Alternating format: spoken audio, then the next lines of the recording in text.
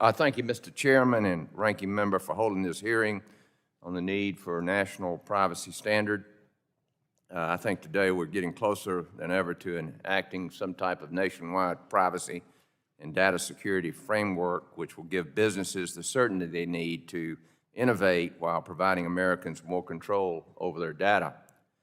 I appreciate the hard work done by Chair Rogers and Ranking Member Pallone last Congress to get to this point, and I look forward in engaging in getting this done in this Congress.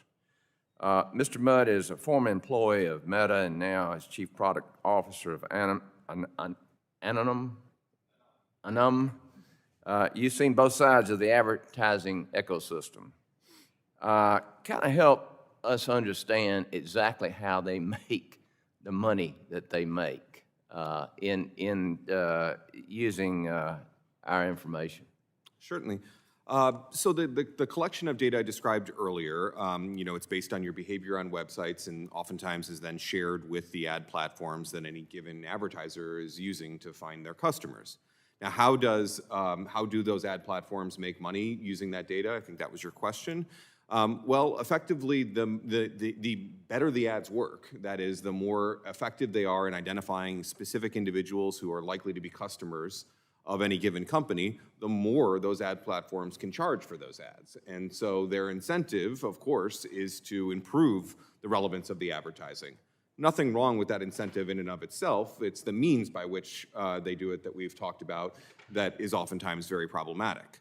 And so that incentive challenge, gather more data to become more relevant in order to charge higher prices for ads, is at really the heart of the vicious cycle that we're faced with today. Yeah, as I see it, there's certain information that obviously I just want maybe me and my family to know about me, and they like to get that information. Does it bring the highest price? In this.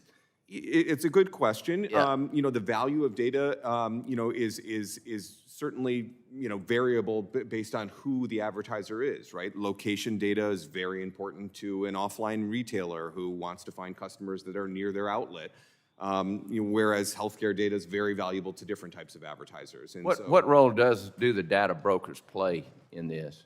Data brokers oftentimes enrich, as the term of art is called, the profiles of ad platforms that might not be able to collect that information themselves. So to give an example, maybe a newspaper site doesn't have any real insight into your financial history and so forth, but they'd love to be able to sell advertising to credit card companies. And so they go to the data broker, buy that data about your financial situation, and therefore can sell to a credit card company more effective advertising.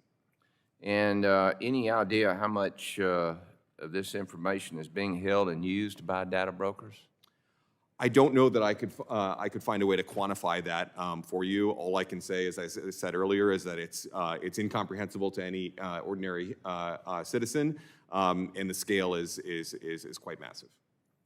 Well, my state has been ranked as the #1 state to do business in the last 10 years, and in my younger days, I started a company, a small business, and I was a small business owner until I was elected to Congress. And I know a lot of small companies can unintentionally bear the brunt of regulations if protections aren't carefully crafted. How can companies like yours enable small businesses without sacrificing the privacy of consumers? Yeah. Thank you for the question. I think there are a number of ways. First of all, I would say that we want to encourage competition in the digital advertising ecosystem. And to do that, what we need to do is level the playing field so that smaller publishers and ad platforms can compete with the largest ones more effectively. By enacting legislation like ADPPA, we take a meaningful step forward in making the digital advertising ecosystem, I believe, more competitive, which will serve small businesses in providing them more options for promoting their business, and competing with larger businesses. And Ms. Rich, I've got 21 seconds, but why is it essential that any privacy law protect all Americans regardless of age? Because all Americans, regardless of age, need privacy protections and haven't had it. And by the way, it hasn't been 31 hearings. It's probably been several hundred since I've been participating in this debate. In addition to the kids provisions, though, in the ADPPA would provide, not only would it provide targeted protections for kids of the kind that we've already talked about, but even the general provisions, data minimization, data security, privacy by design would also protect kids, which is why we need to do it all together. Good. Thank you, and I yield back.